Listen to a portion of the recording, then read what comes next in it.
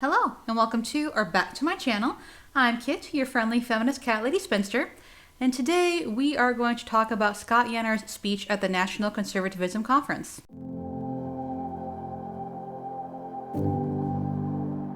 Who is Scott Yenor? He's a professor of political science at Boise State University in Idaho. He's married with 5 kids, and per his bio, he met his wife at 22 in 1993, which makes him born around 1971, and that's about 50 years old.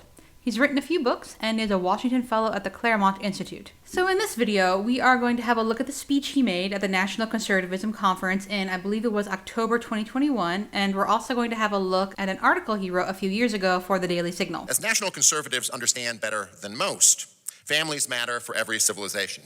Why? There can be no great countries without great families. And today, America is destroying family life. How? He read my mind. I was just about to ask that question. Feminism and sexual liberation theories above all. And conservatives have been complicit in this too. A genuinely national conservatism will have to be bolder and better. But to have something be national, doesn't that mean you need to have ideas that people believe in and want for their own lives? And I'm going to limit myself to discussing the political and personal evils that flow from feminism.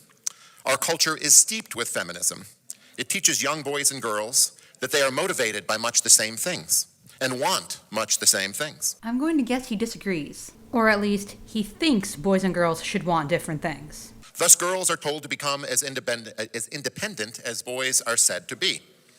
Feminism's teaching of androgyny and individualism is a fundamental threat to strong, fruitful families. I don't know where you've been, Scott, but individualism is an American thing, not a feminism thing. And where does feminism teach androgyny? And a genuine nation cannot exist without strong and fruitful families. A simple truth about national conservatism is this: no national conservatism can be built from the assumptions and aspirations of today's modern, single, independent, urban woman. But have no fears, because Scott is going to tell us what we need to do to build that national conservatism. There is no way to go from Sex in the City to national conservatism. There is no way to go from an ethic of individual vanity in the service of fleeting beauty and middling feminine careerism. What is middling feminine careerism? Scott could have saved himself and us some time if he simply said he doesn't think women can really do anything meaningful and important outside the home. To an ethic of self-sacrifice in the service of higher things. The feminist ethic of careerism and easy sex is a recipe for national disaster. Tell me you don't know what feminism is without saying, I don't know what feminism is. It has sold many women a bill of goods. And a genuinely fulfilling communal family life has been a casualty of the lies. What was the lie, though? Is it inconceivable to him that women must be told a lie of some sort in order to have a career instead of getting married and having kids, which, by the way, most women still have kids and get married. It might be later than it used to, but it still happens for most people. That our country's leaders have been telling. It has led to many men without purpose in their lives, and just as many women who are friendless, unhappy, and without purpose. Our celebration of the independent woman seems, nevertheless, to be one of our sacred opinions. Women living their life however they choose is one of our sacred opinions? Okay. No art or film dares to do anything but celebrate this strong, independent woman. Our opinion makers worship her. I'm not sure how true that is, but I think that strength and independence is prized in American culture in men and women, so our films reflect that. And also, who are our opinion makers, because I wish to avoid them. But what does this independent woman really mean? Our independent women seek their purpose in life in mid-level bureaucratic jobs like human resource management, environmental protection, and marketing. I like how he throws environmental protection in there, like it's not important to protect our environment, but there is more to life than work. And just because you think there's more to life than work does not automatically mean you will get married and have kids. They are more medicated, meddlesome, and quarrelsome than women need to be. And who exactly are you to say what women need to be, Scott? Without connections to eternity, delivered through their family. And this is where things get really weird. Such medicated, quarrelsome, and meddlesome women gain their meaning through the seeming participation in the global project.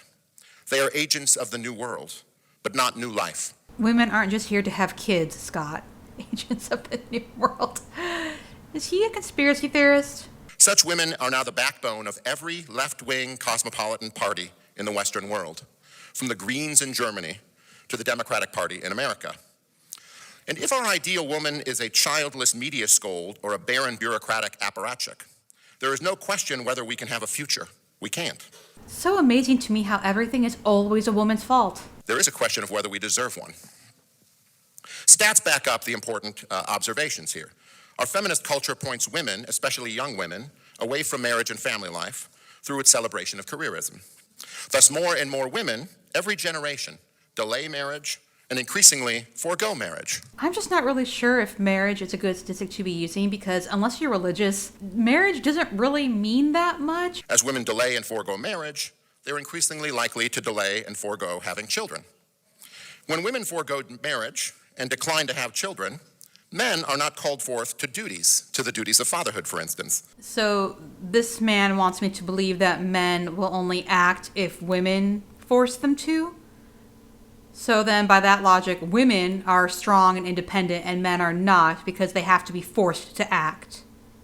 Yeah, I'm not really sure I buy that. Also, is it impossible in Scott's mind for men to not want kids? Or is it only women that are shirking their duty? And when men are not called forth to duties of fatherhood, they're hardly called forth to any duties at all. So you're telling me that men don't get any enjoyment or meaning or purpose out of life unless they have kids? The providing father is the model for all male duty. Many men lose their way when they are not called forth towards such important duties like fatherhood that connect them with enduring commitments through creating a family and leading a marriage. Great nations are ultimately built by strong, responsible, sacrificial male leadership. This is giving me Western aesthetics Instagram vibes. This is prepared in family life. Yet we expect very little out of our young boys and young men. They are disposable and underemployed. And in fact, our feminist culture stigmatizes the fledgling and awkward ambitions for manliness as toxic and antisocial. There's a reason why toxic masculinity has the word toxic in front of it. Instead of promoting family life, our reigning ethos celebrates the independent woman as the greatest invention of our age. Our age? What year does he think it is? We tell ourselves that we have invented happiness. No. Our only problems are that we haven't found enough ways to empower her, enough ways to allow her ethos to rule. We have a long way to go, we hear, or so we're told. Yes. And how have conservatives responded to this revolution in human affairs?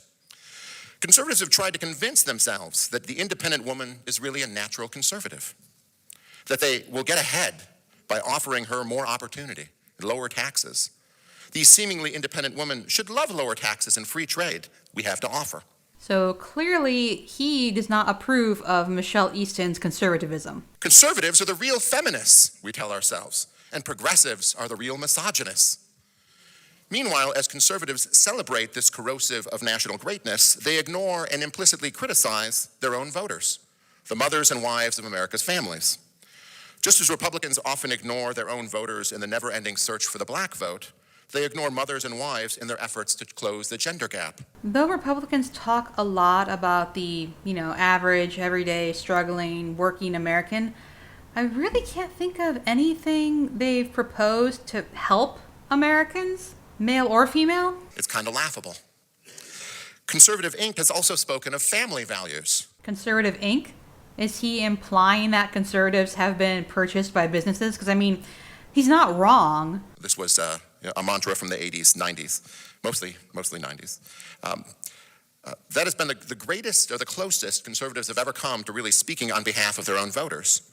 But this androgynous slogan, family values, has been a smokescreen for families that accommodate the independent woman or families with feminism. How do families accommodate an independent woman? And also, what is a family with feminism? Every Republican president has pursued policies that encourage women to work after they have children. Cheaper national daycare. We'll deliver it better and less expensively than the liberals. That is not a Republican thing now, and I'm not sure why he's trying to pretend it is. And these are always done in the name of family values. Conservatives spent a generation trying to offer better programs for the independent woman, while ignoring the mothers and fathers at the heart of their coalition. What programs? But none of this has moved the needle. And in fact, conservatives have continued to lose ground. Why this mistake? Why these errors? Why this strategy? Conservatives have generally accepted the feminist moral high ground, either out of fear of running afoul of the feminist overlords in the country, or out of conviction. Conservative Inc. has been afraid to identify the importance of promoting women's roles within the family and the need for manly leadership. So I guess he doesn't approve of Marjorie Taylor Greene and Lauren Boebert, but for entirely different reasons than other people disapprove of them. So it talks in this vague sense about family values. The usefulness, however, of this strategy has been greatly overrated. Conservatives have operated within the feminist view of promoting androgyny. All right, so at this point, I think he believes that androgyny is just a woman going to work. What her job is does not matter if she is a woman working. She is indistinguishable from a man. And use the value-neutral family values lingo to symbolize their own defeat. This can no more go on. We need a sexual counter-revolution. Has he been browsing trad Instagram or something? Instead of painting an androgynous picture of the future of a great nation needs to be thoroughly sexed when it comes to family policy. What? Part of our education project is preparing young men and young women for different destinies. Not careers, not parenthood, another one of these androgynous words. Our educational project as a people is to expect young men to become fathers, and all that implies, and young women to become mothers, with all that implies. We need to stop looking at every boy and girl as a future worker or a future achiever, and start thinking of them as future husbands and fathers and future wives and mothers. But what if they don't want to get married and have kids? Also, does that mean in this new conservative utopia work will be optional? And this will need encouragement. It needs intention, since ignoring it obviously leads to less of it. If we want a great nation, we should be preparing young women to become mothers, not finding every reason for young women to delay motherhood. And how do you propose we do that? Until they are established in a career or sufficiently independent. He acts as though it's ridiculous, but we live in a country where most people have to work. It's not a luxury that someone gets to pursue because they're passionate about the work that they're going to do. It's just a simple reality of living in the United States. You need to work so you have money to live. We lie to young women when we tell them that it is easy to become pregnant whenever one wants in life. Never does anyone say to the young women that the peak period for pregnancy is between the late teens and the late 20s. Rarely are young women told that their ability to conceive children declines quite a bit after the late 20s and declines rapidly after the mid-30s. Yeah, no one ever talks about a woman's fertility. Ancient people used to pray to the gods of fertility. We pray to infertility gods. He is so dramatic. Women used to have many children when the odds of dying in childbirth were actually very high. Yeah, that's because they didn't have a choice. There was no birth control back then. And also, the United States still needs to do better when it comes to maternal mortality. Now, deaths in childbirth are rare, but our birth rates are at historic lows. This has to stop. All right, we better get to popping out some babies to save the country. If we are to be a great nation, our very low birth rates reflect our lack of confidence in the future and compromise our ability as a people to act. Or people just don't want kids. Or they don't feel they're in a position to have kids. The rebirth of marriage is a national imperative. Young men must be respectable and responsible to inspire young women to be secure with feminine goals of homemaking and having children. But the problem is much deeper than all of this. Male achievement in our country is not celebrated, though males continue to be among the highest achievers. So then we don't live in a feminized society? Okay. Anyway, I don't know how to tell him this, but the first person that does something is usually celebrated. The second, maybe a little.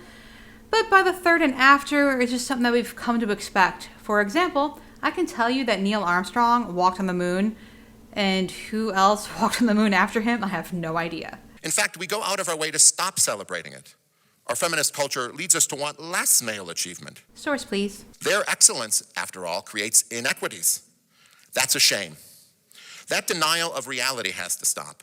Giving a speech about how women need to go back home, and that speech being taken seriously, is what needs to stop. Every effort must be made not to recruit women into engineering, but rather to recruit and demand more of men who become engineers.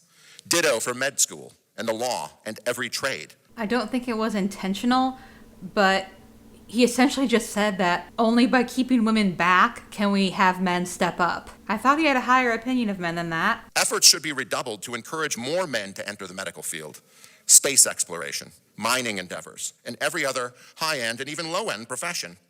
If every Nobel Prize winner is a man, that's not a failure. It's kind of a cause for celebration. Celebration of what? Why can't our celebration of male excellence in sports be translated into all facets of life? More successful men will mean more happy citizenry and a stronger nation. Perhaps mandatory gun training should come on. I'm from Idaho, so I'm required to say that. The promotion of wrestling and other acts of physical courage are necessary in our age of soy boys. I can only imagine what it would be like to be a student at this university and hear one of my professors give the speech. Our celebration of diversity is just the opposite of the strength that we need as a country. It would not at all surprise me if he's also anti-immigration. So much in our culture and in our politics complicates the male-female dance in addition to that.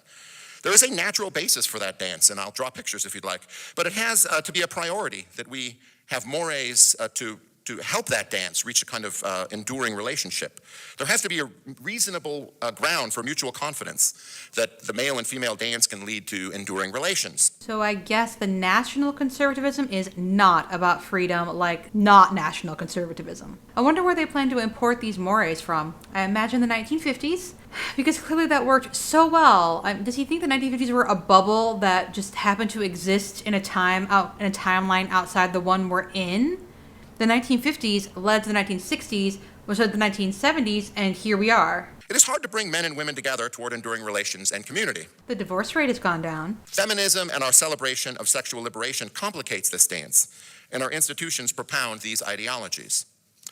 Clearing the underbrush of the ideologies such as feminism and sexual liberation theory is a prerequisite for making any substantial progress toward building a civilization with strong families as a cornerstone. Is this sounding authoritarian to anyone else, or is it just me? There are other ways that this must be done. I'm going to only talk about one, though I have three. That we need to de-emphasize our colleges and universities. That is hilarious, coming from a university professor. That's essential to making progress on family matters. Almost everything in these indoctrination camps complicates the male-female dance. It delays growing up. Apprenticeship programs, master trade schools, and other alternatives to intensive and expensive college might kickstart adult life and all its concerns in both men and women. Oh, I'm so over this. Oh, they just want to prolong adolescence nonsense. There are some people who simply don't want the responsibility of raising kids, and in which case you really shouldn't pressure them to have kids, just let them not have kids. And then there are some who want kids but don't feel they can afford kids. So I really hope this plan to de-emphasize college and prioritize trade schools also comes with a hefty wage boost, especially since women in this mythical world he's trying to create wouldn't be able to work. So one person has to make enough for the whole family. I can see men working their way through college again, just so college does not have to have such a big impact on their lives. Well, how do you figure? Because if you have to work your way through, it'll probably take longer unless somehow the price of college goes down. Colleges and universities are, after all, the citadels of our gynococracy. And the honor and treasures poured into them must change for a national conservatism to thrive. Much more needs to be said. The stakes are high. National conservatism depends on a social fabric, and a social fabric depends on strong families, and strong families depend on strong men. This will mean a rearrangement in the public and private responsibilities of men and women.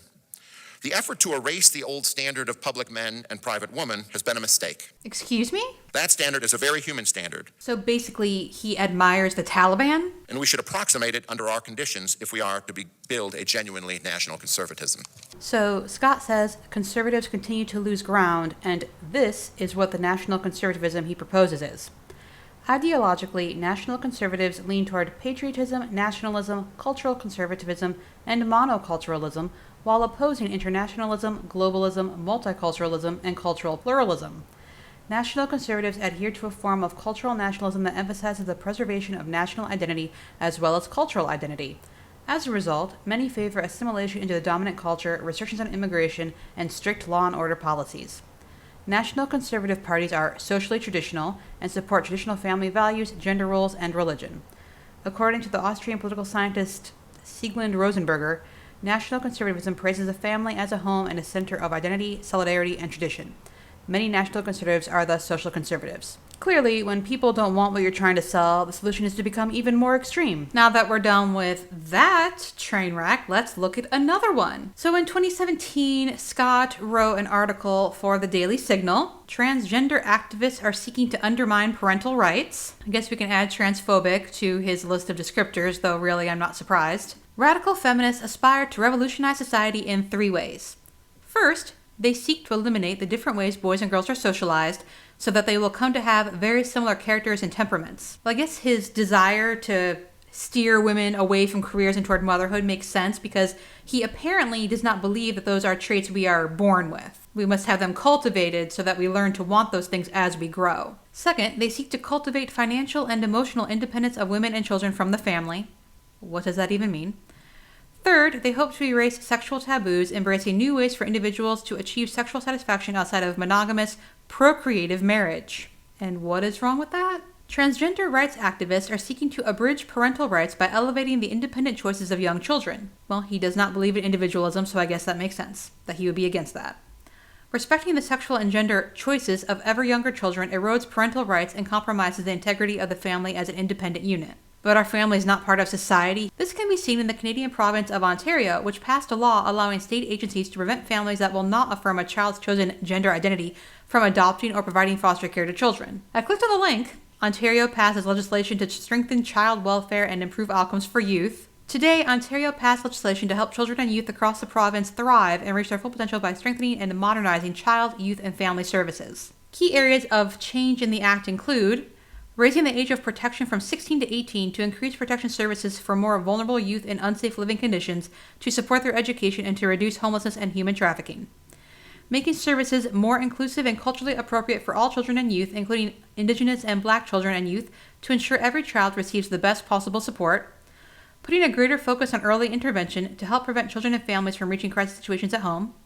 Improving accountability and oversight of service providers, including children's aid societies and licensed residential service providers, so that children and youth receive safe, consistent, and high-quality services across the province. So maybe he just linked the wrong law, but nothing in that page says what he claims it does. Children in Ontario can now make life-altering decisions before the age of consent against their parents' wishes. Scott has 5 children, so I would have thought he would already know this, but children are not simply extensions of their parents. They are individual humans. The bill's chief advocate thinks that it is child abuse to deny a child's chosen gender identity. If this principle guides the law, Canada would come to deny what all political communities have traditionally acknowledged, that birth parents direct the education of their children. What does their education have to do with their gender identity? This is already playing out in Norway, where a new law allows the state to decide about gender reassignment for children as young as 6 years old when both parents cannot agree on the child's gender. Thanks to a new healthcare law voted in by Norway's parliament yesterday, the country's transgender people will be able to self-declare their appropriate legal gender. In the past, they needed to undergo compulsory psychiatric evaluations, diagnosis, and sterilization surgeries to be legally recognized as who they are. Norway's new law was introduced in Parliament by the Ministry of Health. Healthcare professionals have an important role providing affirmative care for transgender people free from discrimination and to the highest standard possible. But the process for legal recognition of gender identity should be separate from any medical interventions. Since the 1970s, Norway has required that Oslo University Hospital certify to the Norwegian Tax Administration that a real sex conversion, based on surgeries and psychiatric evaluations, had taken place. This subjected transgender Norwegians to a bureaucratic nightmare while simultaneously stripping them of their autonomy. So, again, maybe he linked to the wrong page, but this page says nothing about children. I would think that he would be for not requiring people to have to undergo surgery. American states such as Minnesota are now promoting the transgender ideology in elementary schools against the wishes of parents. They have made gender identity toolkits available to kindergarten teachers so that 5-year-olds can learn to explore their identities. A transgender toolkit for public schools in Minnesota advises teachers to call children scholars instead of boys and girls. The toolkit attempts to ensure a safe and supportive transition for children becoming a different gender at school. The toolkit allows for boys who identify as girls to use the girls' bathroom and tells teachers to ask kids what their preferred pronouns are. The Minnesota Department of Education encourages parents to have acceptance and support of their child's gender identity if they want their child to perform well at school. Schools should not assume a student's name or pronoun, the toolkit states. School officials should ask the student and use the requested name and pronouns. The department says no legal documents are needed to change a student's name or gender in school records. The department also said that teachers must call students by whatever name they chose to ensure that bullying does not occur.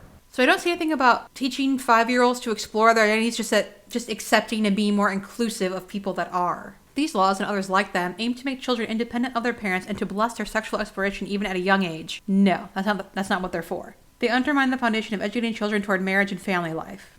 Yeah, because if children know they have other choices beyond marriage and family life, they might make other choices. Around half of American women of childbearing age do not have children, so parental rights will not in the future be respected because majorities of Americans are actually parents. Those interested in securing parental rights must see these rights protected in law and promoted in public opinion, and more must come to see that the public interest is promoted through respecting parental rights even though they are not parents. A respect for parental rights and childhood innocence are bulwarks against the advance of transgender ideology. This is a hot mess. Even if you meant to link to something else, I would think he would do the work or have someone else do the work to make sure the links that he wants to include are linking to the right site. Of course, we probably weren't supposed to be clicking on the links and reading the articles. We were just supposed to take on faith that they backed up his claims. But yeah, the word control freak comes to mind. I really don't understand this need to treat your children as if they are extensions of you. Anyway, that is it for this video. I hope you enjoyed it as much as possible considering the content. Have a great day, and I will see you next week.